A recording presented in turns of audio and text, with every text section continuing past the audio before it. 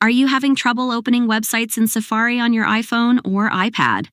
Some sites aren't working properly, you can't log in, or the pages look incomplete?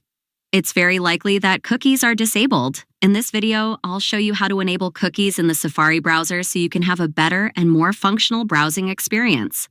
But before we start, if you're new to my channel, don't forget to subscribe and turn on notifications so you're always updated when I post new tutorials. Let's get started. First, find the Settings app on your phone and open it. Once you're in Settings, scroll all the way down to the bottom of the page. At the bottom, you'll see a section called Apps. Tap on it. In the Apps section, you'll see a list of all the installed apps on your phone. Scroll down until you find the Safari app. Once you find it, tap on it.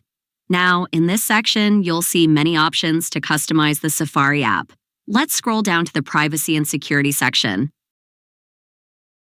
There, find the option called Prevent Cross-Site Tracking. If it's turned on, tap the switch next to it to turn it off. After you turn off this option, cookies will be enabled in Safari, meaning websites will be able to remember your settings, logins, and other useful information. Now you can access websites without issues, log into accounts, and enjoy a better browsing experience. Finally, I recommend closing and reopening Safari so the changes take effect immediately. That's it. I hope you found this video helpful. If you did, don't forget to like, share, and subscribe to my channel for more tutorials like this. Thank you so much for watching, and I'll see you very soon in my next video.